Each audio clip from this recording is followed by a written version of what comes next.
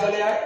आपने बोले 60 से ऊपर बात नहीं, अभी जो आपने अभी बोला वो बोलिए, ठीक है?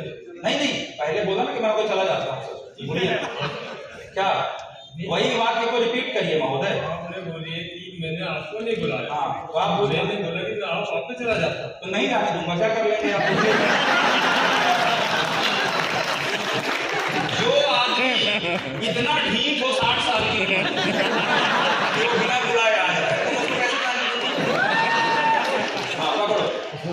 अच्छा हाँ, माइक पे सर, आप कब जुड़े भाई लाइफ? 2018 ठीक है।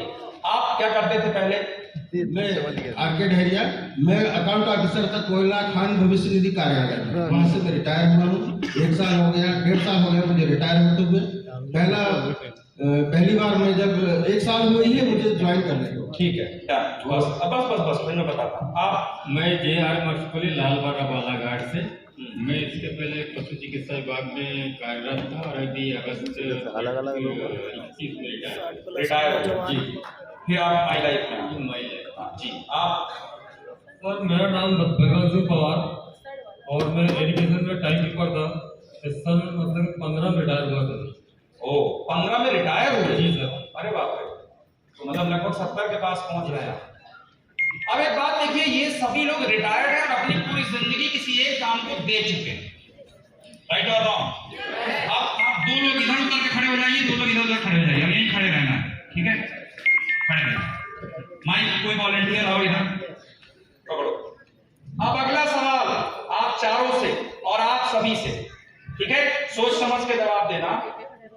क्या अभी भी आपके अंदर जीवन में आगे बढ़ने की कोई इच्छा बाकी है, कोई सपना बाकी है?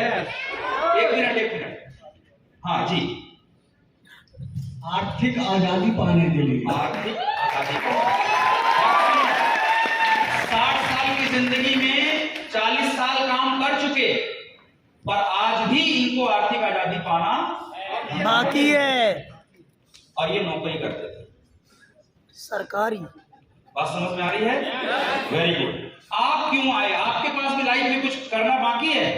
ये सब क्या था, मैं जो गवर्नमेंट जॉब करने के बाद में कुछ भी हासिल नहीं हो पाया, तो अपने को लगा कि भविष्य में अब मनी के लिए, पैसे के लिए कुछ करना चाहिए। 70 साल की उम्र में एक आदमी ये बोल रहे हैं कि कुछ भी हासिल नहीं हो पाया और पैसे के लिए काम करना चाहिए। रुकिएगा जी। आप क्या पाना चाहते हैं अभी भी? मैं पॉलिटिकल आंसर नहीं चाहिए, जो मन में है वो बोलिए। आप सोच के बोल रहे हैं? नहीं सर, मैं सोच के नहीं बोल रहा हूँ, मैं समय पैदा करना चाहता हूँ जो 40 साल में मैंने आज तक पैदा नहीं कर पाया। 40 साल नौकरी करने के बाद ज्यादा से ज्यादा मैंने 1 करोड़ कमाया हूँ, लेकिन समय पैदा नहीं कर पाया। अब समय पैदा करूंगा, इनकम ऑटोमेटिक आएगी।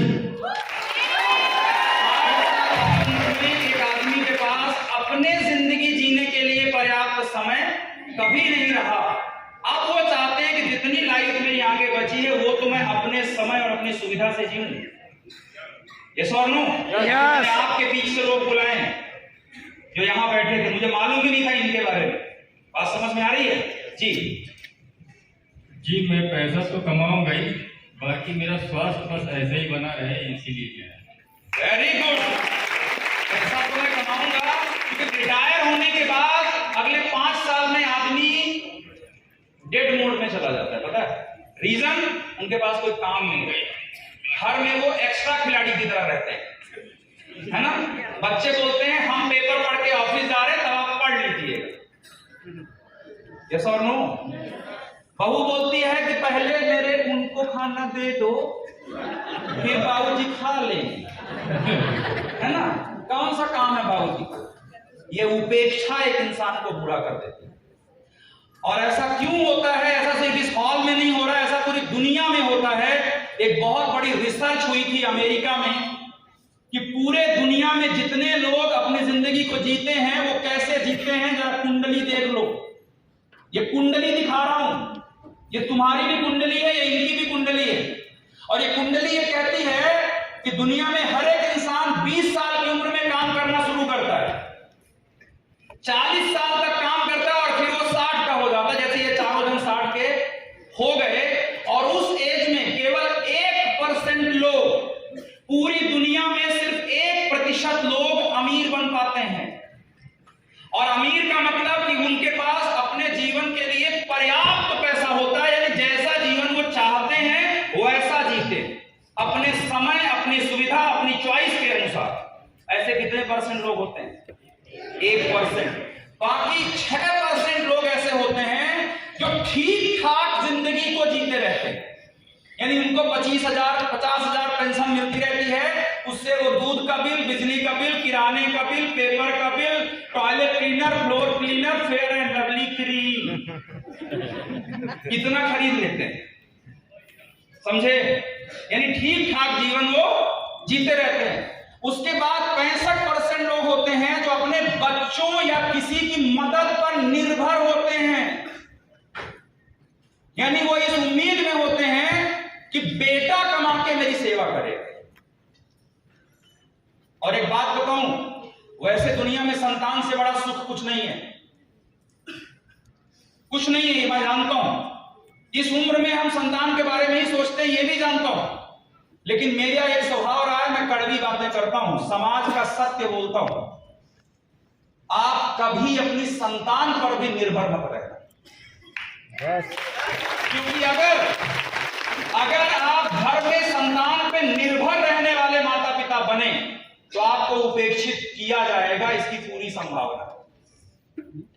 अब हो सकता है कि आपको श्रवण कुमार मिल जाए, ये बहुत अच्छी बात है, ये आपकी कर्म, किस्मत, कुछ भी मान सकते हैं, संस्कार। लेकिन आपको जानबूझ के इसलिए नहीं जीना है कि बस हो गया, थोड़े से बड़े हो जाए फिर मैं लेटर रहूंगा, दादू लाएगा आलू। नो, आप में इतना दम तब भी होना चाहिए कि रिश्ते में तो हम तुम्हारे बाप